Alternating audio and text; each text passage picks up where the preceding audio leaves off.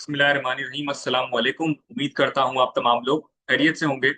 और मार्केट के weekly recap की वीडियो है ये।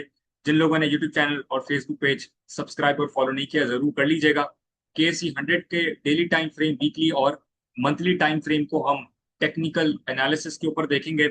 इसके साथ साथ तीन कंपनीज जिसको हम एनालाइज करेंगे ऑन द टेक्निकल बेसिस, जिसमें मीजान बैंक, FFC और एंग्रो एच, तीनों एक सबसे ज्यादा डिमांडिंग जो है वो कंपनीज हैं। इसके साथ साथ हम पीपीलीपी डेटा पूरे मई के मंथ का डिस्कस करेंगे, जो कि बड़ा इंपॉर्टेंट है बायर्स और सेलर्स की पोजीशंस को ट्रैक करने के लिए। इसके साथ साथ हम गोल्ड, सिल्वर, WTI और ब्रांड ऑयल को भी साथ साथ एनालाइज करेंगे कि उनके अंदर क्या पोजीशन है। साथ ही हम मार्केट हीट मैप को भी डिस्कस करते हैं। वक्त जाया किए बगैर स्टार्ट करते हैं और एनालिसिस की तरफ हम चलते हैं। जरूर जो है वो यूट्यूब चैनल और फेसबुक पेज सब्सक्राइब और फॉलो कर लीजिएगा। मार्केट के KC 100 इंडेक्स का चार्ट आप तमाम लोगों के सामने है। मार्केट की इस वक्त जो क्लोजिंग है वो 1,67,844 की है, जो कि मार्केट का गोल्डन फैंटम जोन है। जो लोग न्यू देख रहे हैं उनके लिए बताता चलूं कि गोल्डन फैंटम जोन एक ऐसा जोन होता है जो कि फिबोनाची रिट्रेसमेंट के हवाले से 50 और 60% का जोन होता है, जो कि बड़ा इंपॉर्टेंट जोन है। हम टॉप से बॉटम यानी कि टॉप 191 एंड बॉटम 144 के दरमियान के पॉइंट के ऊपर इस वक्त मार्केट में मौजूद है, जो कि मार्केट का एक ऐसा जोन है जहां पर मार्केट बुलिश और बेरिश दोनों साइड के ऊपर मूव हो सकती है, लेकिन विद डाइवर्जेंस हमें वो चीजें बआसानी ट्रैक कर सकते हैं हम। मार्केट के KC 100 इंडेक्स को ही अगर हम देखें तो इस वक्त जो मार्केट की डाइवर्जेंस है वो बेरिश साइड की है, जो पिछले दिनों भी हम डिस्कस करते आ रहे थे कि MACD की जो एक पोजीशन है, जिसमें अगर हम देखें तो मार्केट के KC 100 इंडेक्स के चार्ट के ऊपर हम देख सकते हैं कि जो MACD की पोजीशन है वो बेरिश साइड के ऊपर है। हम पूरी फॉर्मेशन को देख रहे हैं, हम एक दिन के लिए नहीं देख रहे हैं। हम पूरी फॉर्मेशन को देखें तो बेरिश साइड के ऊपर है और कंटिन्यूस बेरिश ट्रेंड के अंदर ही फॉलो हो रही है। साथ ही साथ हम मार्केट के RSI, KC 100 के RSI की बात कर रहे हैं, जो टॉप से स्टार्ट हुआ था, जहां से मार्केट गिरना शुरू हुई थी यहां से। उसके बाद ये RSI भी एक डाइवर्जेंस ऑलरेडी बना चुका है बेरिश साइड की। पूरी फॉर्मेशन की हम बात करें जो यहाँ से स्टार्ट हो रही है, देख सकते हैं कि कमजोर से कमजोर RSI भी होता जा रहा है। और पोजीशन जो है वो इस ट्रेंड लाइन को भी RSI अपनी ये जो ग्रीन कलर की लाइन है, जो ट्रेंड लाइन है, उसको एक बार तोड़ने के बाद फिर ऊपर गया है और फिर इस रेजिस्टेंस एरिया से ही नीचे रेजिस्ट करके अपने बुलिश साइड पर जाने की बजाय साइडवेज होता हुआ ड्रैग हो रहा है नीचे की तरफ, जो कि एक बड़ा डाइवर्जेंस के लिए कंसर्निंग पॉइंट होता है। मार्केट के ये जोन से ही मार्केट जो है वो बेरिश ट्रेंड की तरफ जाती हुई नजर आ रही है, जो कि मार्केट के लिए बेहतर नहीं है।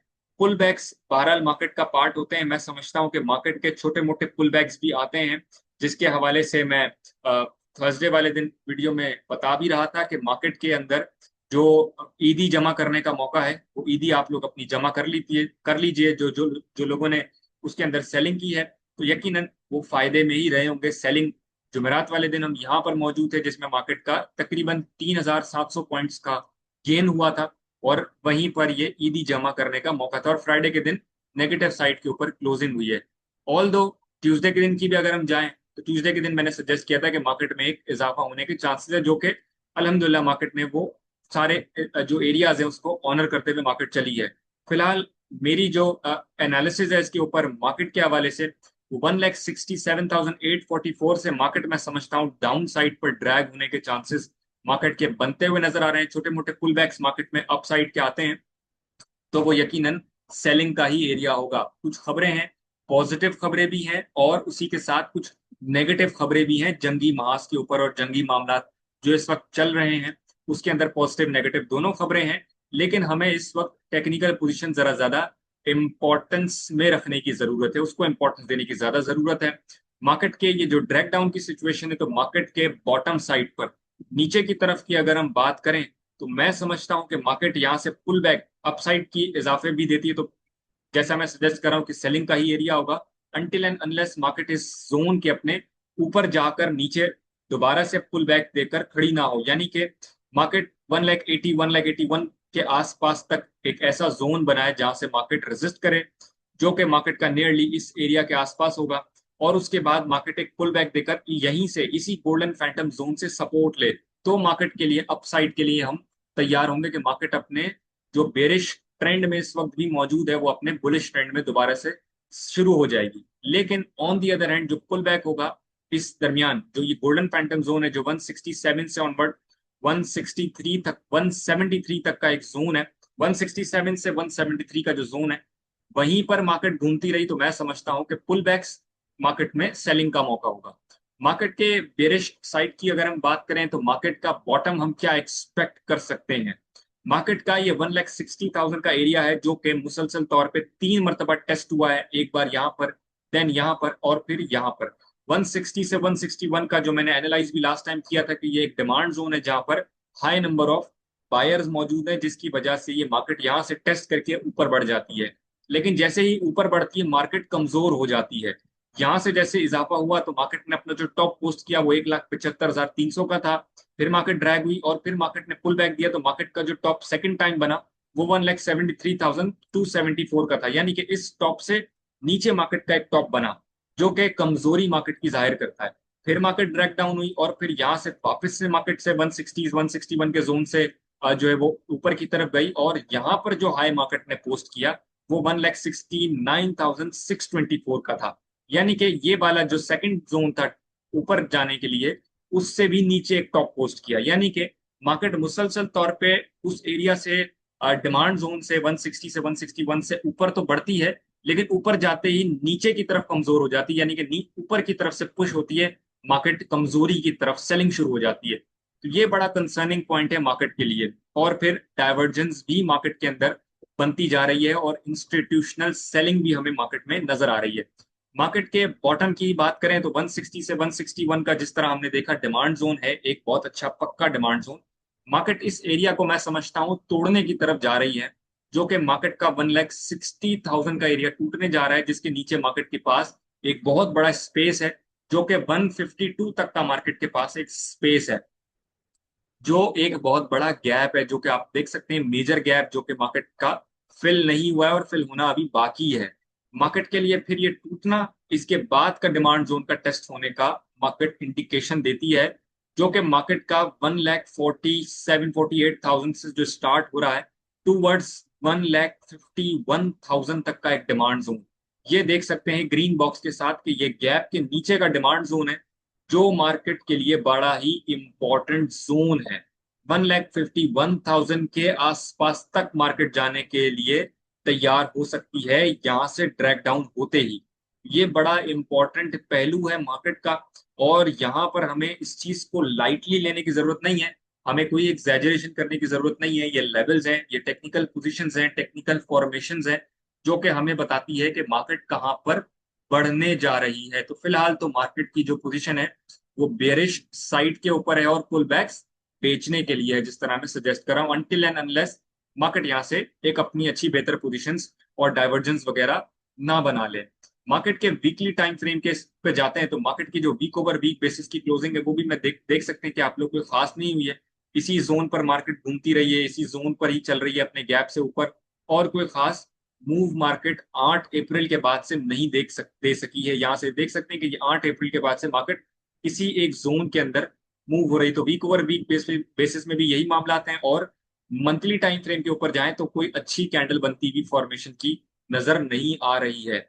फिलहाल भी एक कश्मकश की सिचुएशन है। नेक्स्ट वीक में कोई ज्यादा वर्किंग डेज भी नहीं है हमारे पास, सिर्फ और सिर्फ मंडे और फ्राइडे के वर्किंग डेज हैं। इसके बाद जो है वो जून फिर स्टार्ट हो जाएगा एंड देन सेटलमेंट्स भी जो है वो नेक्स्ट वीक में है, डीएफसी की यानी कि डिलीवरेबल फ्यूचर कॉन्ट्रैक्ट्स की, और रोल ओवर वीक है नेक्स्ट वीक। तो ये भी बड़ा इंपॉर्टेंट है और खास कोई लेवरेज पोजीशंस या फ्यूचर कॉन्ट्रैक्ट्स भी ज्यादा इस वक्त मार्केट के ऊपर नहीं है। मार्केट के हीट मैप की तरफ चलते हैं, देन हम पीपीलीपी डेटा की तरफ चलेंगे। तो मार्केट का हीट मैप अगर आप देखें, हीट मैप के ऊपर कोई खास फ्राइडे के हवाले से कोई खास पोजीशन नहीं है, बस एक जो है वो स्लाइटली गिरावट है और स्लाइटली जो है वो स्टॉक्स के अंदर इजाफा है। लेकिन हम वीकली बेसिस पर स्विच करते हैं तो यकीनन कुछ अच्छी पोजीशन है, थोड़ी सी बेहतर पोजीशन है comparatively, UBL, NBP, MCB and standard chartered और अस्करी बैंक एंड कुछ बैंकिंग सेक्टर में अच्छे मामला हैं, पीपीएल में अच्छे मामला वीक ओवर वीक पे हुए हैं, फूड सेक्टर में थोड़े बेहतर है, पीटीसी अच्छा नजर आ रहा है और इस तरह की पोजीशन हमें नजर आई है। इसके बाद मंथली के ऊपर जाएं तो बहुत गिरावट वाली पोजीशन है, बेरिश ट्रेंड की पोजीशन हमें वीक ओवर वीक बेसिस पर, मंथ ओवर मंथ बेसिस पर नजर आती है।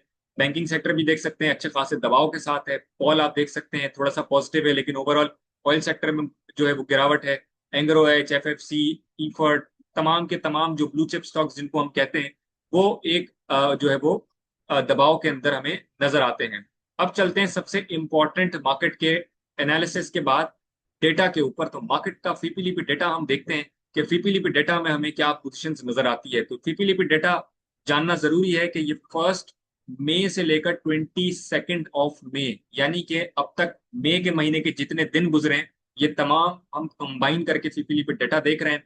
तो फीपीलीपी डेटा पे आप देख सकते हैं कि बैंक्स की तरफ से इस वक्त सबसे ज्यादा पोजीशंस बनाई गई है, जो कि डेट मार्केट, कर्जों की मार्केट जिसे हम कहते हैं, उसमें बनाई गई है म्यूचुअल फंड्स के बदले में।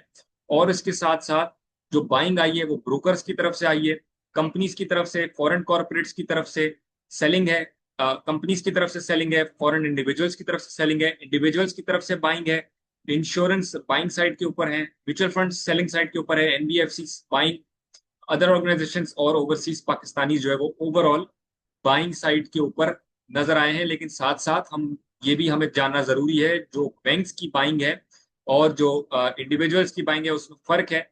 उसकी वजह यह है कि बैंक्स की जो बाइंग है वो डेट मार्केट के अंदर है, कर्जों की मार्केट जो एक मनी मार्केट से भी लिंक होती है। इस तमाम चीजों को समझना बड़ा जरूरी है।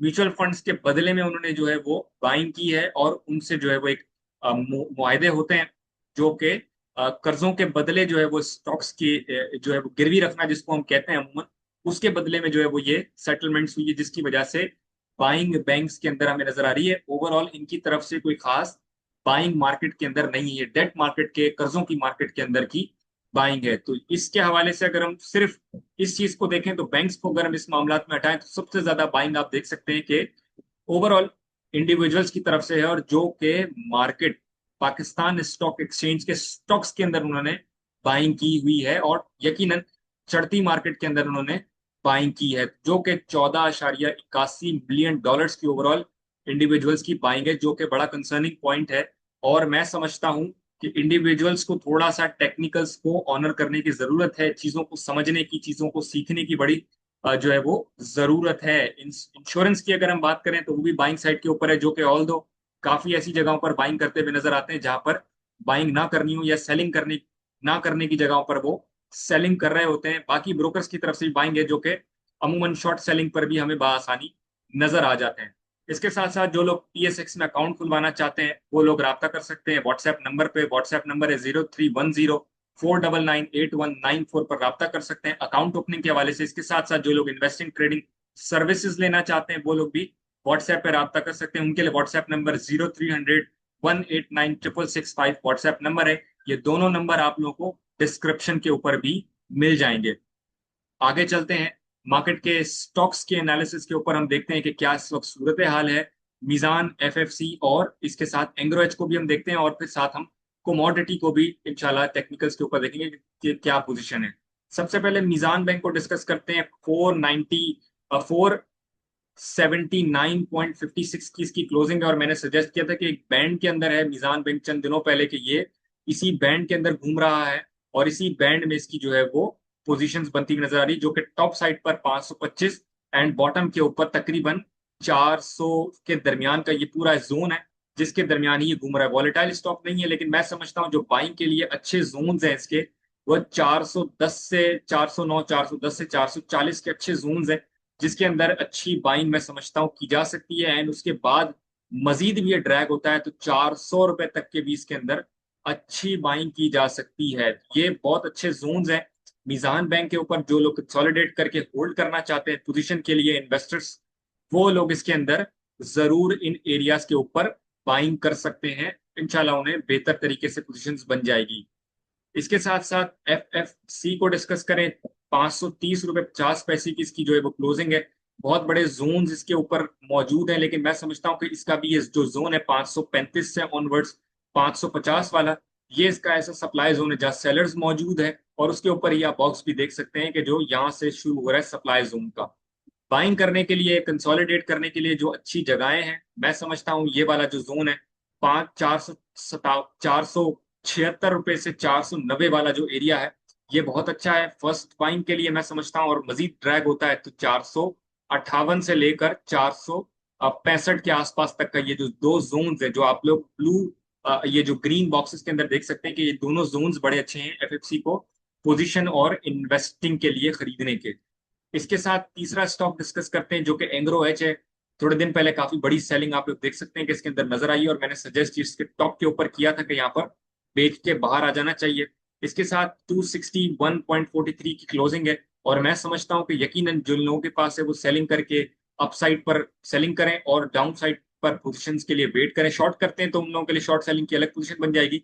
बाइंग करने के लिए देखें तो सबसे पहले जो एरिया मैं समझता हूँ जो इसका स्टार्ट होगा वो 435 430 के आसपास का एक ऐसा एरिया है जो कि इसके अंदर कंसोलिडेट किया जा सकता है। अच्छी पोजीशंस उनको मैं समझता हूँ मिल सकती है। एंड सेकंड जो जोन जो बहुत इंपॉर्टेंट इसका जोन है, अगर वहां मिलता है तो मैं समझता हूँ बिल्कुल जरूर जरूर इसके ऊपर बाइंग करनी चाहिए, जो कि तकरीबन 220 से 200 सवा 200 के आसपास का ऐसा जोन है जिसके अंदर लाजमी मैं समझता हूँ इसको कंसोलिडेट करना चाहिए इन्वेस्टर्स की तरफ से, और पोजीशन ट्रेडर्स की तरफ से जरूर इसको कंसोलिडेट करना चाहिए।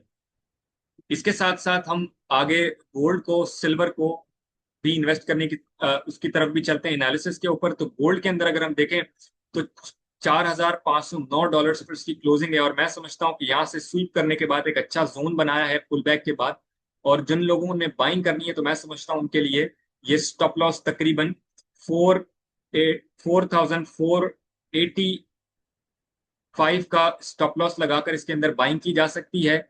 और इसके साथ जो सबसे पहला जो एरिया है जिसके जोन बड़े इंपॉर्टेंट है, और उस जोन के अंदर मैं समझता हूं उनके टेक प्रॉफिट का मौका है, जो कि 4,590 से लेकर 4,665 640 तक का ऐसा एरिया है जिसमें ये बॉक्स का एरिया टेक प्रॉफिट के लिए बहुत अच्छा हो सकता है। तो जो लोगों ने बाइंग करनी है वो लोग इस सेटअप के ऊपर बाइंग करके चल सकते हैं गोल्ड की। इसके साथ सिल्वर के ऊपर हम चलते हैं तो सिल्वर के अंदर भी इसी तरह की एक फॉर्मेशन है, जो कि इसके जो है वो बाइंग के लिए 75,500 डॉलर्स, जो कि इसका ऐसा जोन है जो बाइंग के लिए है। स्टॉप लॉस काफी छोटा है इसका, $74 से नीचे की इसकी जो है वो इसकी स्टॉप लॉस रख के चला जा सकता है। और इसके साथ साथ जो अपसाइड टारगेट्स मैं समझता हूँ लेकर चले जा सकते हैं वो 78 का इसका टारगेट लेकर चला जा सकता है, जिससे इसका एक ऐसा जोन है जो कि इसको कैरी ऑन करता है 482 डॉलर तक इसके जो है वो टेक प्रॉफिट्स रख के चले जा सकते हैं, जिसका ये बॉक्स बड़ा इंपॉर्टेंट है। तो जो लोगों ने सिल्वर के अंदर बाइंग करनी है वो लोग इस जोन के दरमियान इस सेटअप के ऊपर बाइंग कर सकते हैं। इसके साथ साथ हम WTI और यूएस ऑयल और इसके साथ साथ ब्रांड ऑयल को भी डिस्कस करें तो मैं समझता हूं कि एक जोन के अंदर, ये लास्ट टाइम भी हमने डिस्कस किया था, $96 के ऊपर पर बैरल इसकी जो है वो इस वक्त प्राइस है। और थोड़े से इजाफे के साथ मैं समझता हूं कि गिरावट इसके अंदर आ सकती है। जो लोगों ने शॉर्ट करना है वो लोग 98,400 से ऊपर का इसका स्टॉप लॉस लगा के चल सकते हैं। साथ ही साथ $2 पर बैरल का इसका स्टॉप लॉस है टूवर्ड्स 98 पर बैरल तक का इसका जो है वो टेक प्रॉफिट शॉर्ट पोजीशन के ऊपर। और जो लोग बाइंग करके चलना चाहते हैं वो इसी जोन से 92 पर बैरल के आसपास से इसके अंदर बाइंग करेंगे टूवर्ड्स इस सप्लाई जोन तक के लिए। इसके साथ साथ ब्रांड ऑयल को भी हम अगर डिस्कस करें तो ब्रांड ऑयल के अंदर भी इसकी जो पोजीशन है, ब्रेंट ऑयल के अंदर 100,485 पर बैरल स्पॉट की जो है वो क्लोजिंग है। इसी के साथ थोड़ा इजाफा हो सकता है, जो लोग शॉर्ट करना चाहते हैं वो इस जोन से जो कि $102 से लेकर $103 के दरमियान से इसकी शॉर्ट सेलिंग करेंगे। $103 से ऊपर का जो है वो स्टॉप लॉस लगा के इस डिमांड जोन 97 पर बैरल तक की इसकी जो है वो टेक प्रॉफिट्स रख के चल सकते हैं। और जो लोग बाइंग करेंगे लॉन्ग करने की तरफ चलते हैं तो वो यहीं से लॉन्ग करेंगे, $95 96 पर बैरल से इसकी लॉन्ग पोजीशंस को लेकर चल सकते हैं। अब तक के लिए इतना ही, इंशाल्लाह अगली वीडियो में मुलाकात होती है। अल्लाह हाफिज।